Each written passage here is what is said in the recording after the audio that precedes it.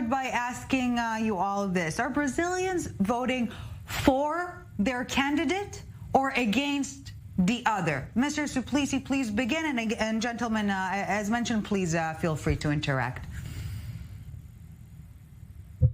President Lula will make Brazil a more civilized nation with much more justice.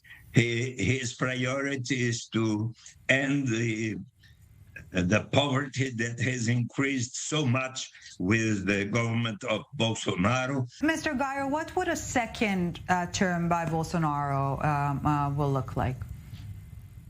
Well, first, let me just respond to Mr. Suplici about the civilization and being more civil. During the Lula's term, while he was president, the homicide rate in Brazil skyrocketed. We were having more than 60,000 homicides per year.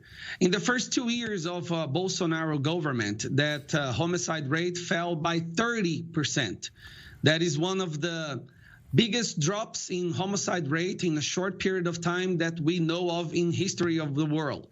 Also, the citizen basic income that Mr. Suplicy mentioned as created by them, they were paying a meager 180 reais in average. That would be something like $40 a month. With Bolsonaro government, that citizen basic income went to 600 reais a month, which is like $130 for each family, plus 200 reais for each member of the family who is working. So we have now poverty going down. We have unemployment going down as low as the last 10 years. Homicide rates going down.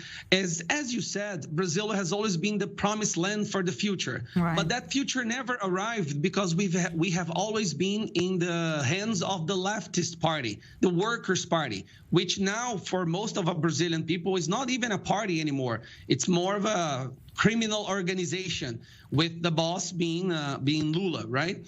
And when it comes to the elections, what's happening right now, it's fraud after fraud.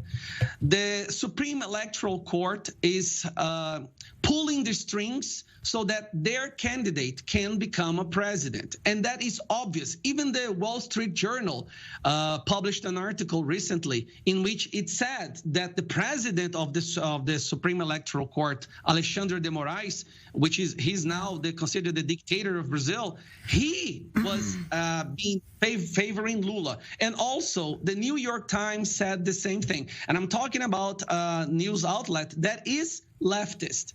So the situation in Brazil is dire. We are no longer a democracy. We no longer have free speech. Just so you know how difficult the situation is. Yeah. What I am telling you here right now on this show, if I say this on my personal website page or on my social network, I can be arrested.